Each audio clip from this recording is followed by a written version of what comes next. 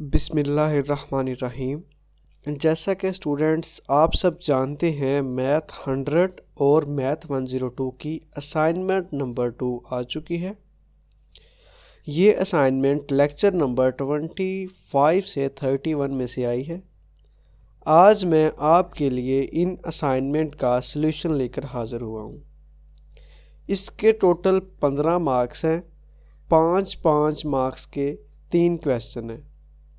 सबसे पहला क्वेश्चन हमारे पास है, if A5 is equal to 17, A9 is equal to 37, find the first term, common difference and A6। हमने 3 चीज़ें बेसिकली फाइंड करनी है।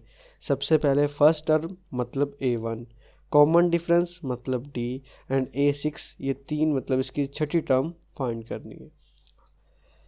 क्वेश्चन के सॉल्यूशन की तरफ चलते हैं। सबसे पहले हमारे पास जो डाटा गिवन था हमने वो लिख लिया कि हमारे पास इसकी 5th टर्म जो है वो 17 है और 9th टर्म जो हमारे पास 37 है। हमने इसमें से फाइंड आउट जो करना है वो करना है फर्स्ट टर्म को, कॉमन डिफरेंस को एंड 6th टर्म को। सबसे पहले हमने इसका फार्मूला लिखा। हमारे पास इसकी टर्म फाइंड करने का जो फार्मूला होता है वो है an is equal to A1 plus n-1 into D। हमने यहाँ पर A5, क्योंकि ज़ाहिरी बात है हमारे पास A5 की वैल्यू थी तो हमने AN की जगह पर A5 लिखा, N की जगह पर 5 बन गया। तो हमने यहाँ पर हमारे पास जहाँ N है वहाँ हमने 5 लिख दिया। तो A5 is equal to A1 plus 5 minus 1 into D बन गया। अब A5 की वैल्यू हमारे पास है, इसलिए हमने A5 की जगह पर 17 लिख दिया इज इक्वल टू A1 वैसे का वैसा ही, और 5 माइनस 1 किया तो 4D हमारे पास। और यहाँ पर हमारे पास एक इक्वेशन बन गई जिसको हमने कहा ये हमारे पास इक्वेशन 1 है। नेक्स्ट हम इसी तरह ये सारा प्रोसेस करेंगे A9 के लिए, क्योंकि हमारे पास सेकंड वैल्यू A9 गिवन थी। तो A9 के लिए हमारे पास बन जाएगा is equal to A1 plus, क्योंकि n-1 था तो अब n हमारे पास 9 है तो 9-1 D बन गया, और 9-1 हमने 8 लिख दिया, और A9 की जो हमारे पास वैल्यू गिवन थी 37 हमने यहाँ पर वो टाइप कर दी। यहाँ पर हमारे पास दूसरी इक्वेशन बन गई जो है हमारे पास 37 is equal to A1 plus 8D।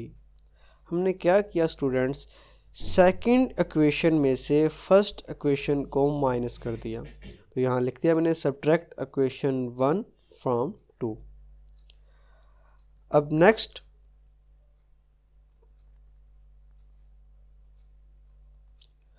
37 is equal to, ये हमारे पास second equation A1 plus 8D, and first equation 17 is equal to A1 plus 4D। हमने जब इसमें से इसको माइनस किया, 37 में से 17 माइनस किया तो हमारे पास बन गए 20। A1 माइनस A1 किया तो हो गया 0। 4D 8D माइनस 4D किया तो हमारे पास बन गया 4D। अब बेसिकली हमारे पास 20 इज़ इक्वल टू 4D आ गया था। हमने D फाइंड करना है। 4 मल्टीप्लाई हो रहा था, इक्वल के दूसरी तरफ ले गए तो ये हमारे पास यहाँ पर डिवाइड हो गया।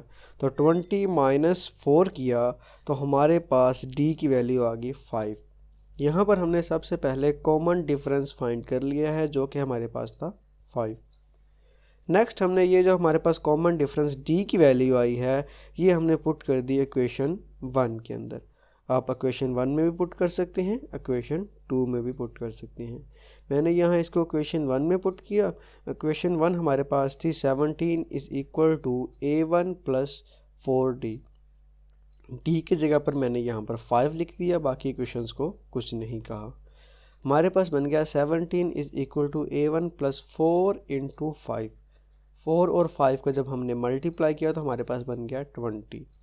अब 20 हमारे पास इस तरफ प्लस हो रहा था, हम इसको इक्वल के जब इस तरफ ले गए तो हमारे पास बन गया 17 माइनस 20।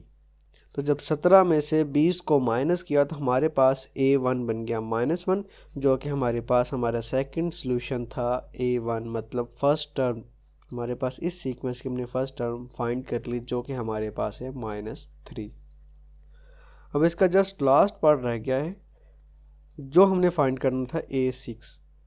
तो बेसिकली उस a n is equal to A1 plus n-1 into d वाले फार्मूले से हमने A6 का फार्मूला बनाया, जो हमारे पास बन गया A6 is equal to A1 plus 5D, क्योंकि n-1 था, यहाँ 6 आया तो यहाँ 5 आ जाता है, यहाँ 9 था तो हमने 8 लिखा था, यहाँ 5 था तो 4 था, इसी तरह से यहाँ जब 6 है तो यहाँ पर 5D बन गया। D की वैल्यू भी हमारे पास है, A1 की वैल्यू भी है, हमने पुट कर दी। A1 की वैल्यू हमारे पास -3 थी, D की वैल्यू 5 थी, तो 5 मल्टीप्लाई बाय 5 25 हो गया। एंड -3 25 में से जब माइनस किया तो हमारे पास A6 फाइंड कर लिया 22।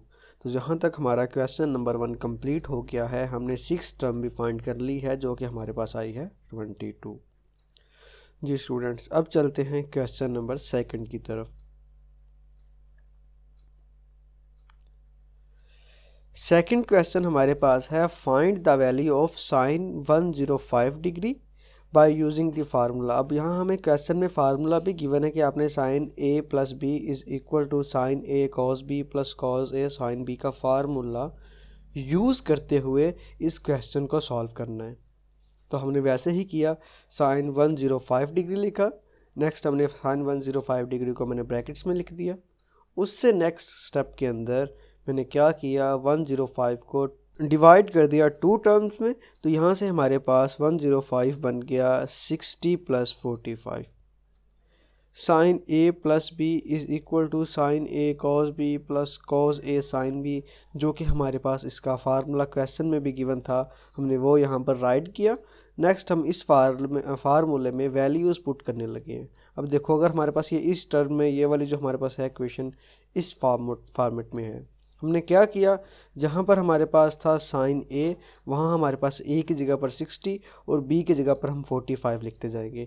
तो यहाँ पर हमारे पास आ गया, साइन ए था तो साइन 60, कॉस बी था तो कॉस 45, फिर कॉस 60 एंड साइन 45।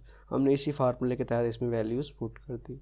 नेक्स्ट इसमें जो हमारी वैल्यूज़ के आंसर आ रहे थे, बेसिकली साइन 60 डिग्री के ऊपर स्क्वायर रूट 3/2 होता है, कोस 45 के ऊपर 1/√2 होता है, इसी तरह साइन 45 भी 1/√2 होता है, कॉस 60 हमारे पास 1/2 होता है। मैंने यहाँ पर वो वैल्यूज़ लिख दी कि हम जहाँ पर साइन 60 है वहाँ स्क्वायर रूट 3/2 पुट करेंगे, जहाँ पर कॉस 45 है वहाँ पर ये value and so on.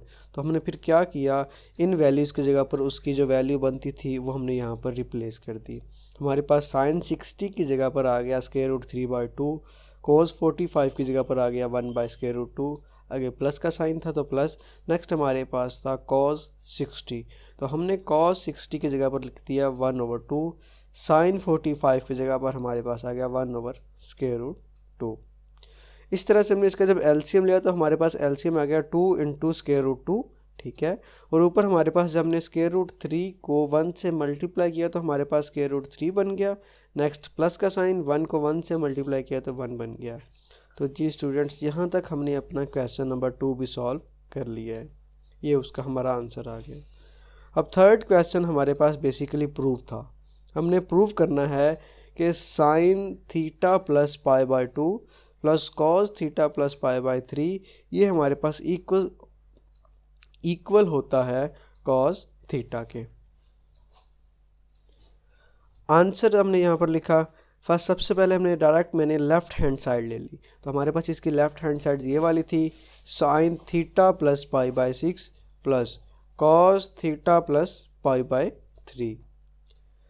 Sign theta cos π/3 मैंने यहाँ से लेकर जो हमारा यहाँ तक बन रहा है जस्ट साइन वाला, उसका फार्मूला ओपन किया तो sine theta cos π/6 plus cos theta sine π/6, ये हमारे पास जस्ट साइन वाला फार्मूला ओपन हुआ। नेक्स्ट प्लस का साइन यहाँ पर था, मैंने वो यहाँ पर लगा दिया। नेक्स्ट कॉस थीटा प्लस π/3 था, तो मैंने इसका फार्मूला हमारे पास बेसिकली स्टूडेंट्स होता है कि अगर यहाँ पर a प्लस बी होता तो बनता cos a plus B is equal to cos a cos b minus sine a sine b। तो मैंने वैसे ही इसका फार्मूला कॉस a की जगह पर थीटा था, b की जगह पर π/3, तो cos theta cos π/3 minus sine theta sine π/3 यहाँ पर पुट कर दिया।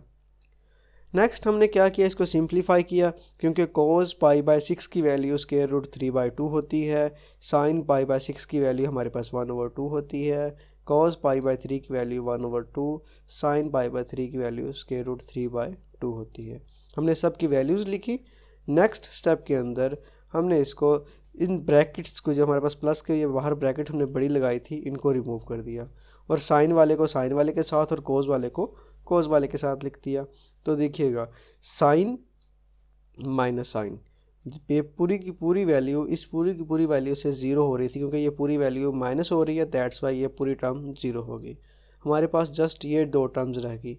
हमने इन दोनों टर्म्स में से कॉस को ले लिया कॉमन, तो जब हम यहाँ इन दोनों में से कॉस को कॉमन निकालेंगे, कोस बाहर आ जाएगा, जस्ट 1/2 रह जाएगा। यहाँ से भी हमने कोस बाहर आ गया, 1/2 रह गया, तो यहाँ से हमारे पास बन गया 1/2 + 1/2। नेक्स्ट हमने इन दोनों का एलसीएम लिया, तो जब हम एलसीएम लेंगे 2 तो आ जाएगा 1 + 1, तो 1 + 1 बेसिकली 2 होता है, तो 2/2 जब कैंसिल आउट हो जाएगा तो बन गया 1।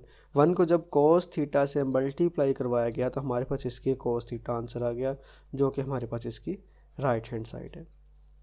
थैंक यू स्टूडेंट्स, उम्मीद करता हूँ आपको इस सॉल्यूशन की समझ आ गई होगी।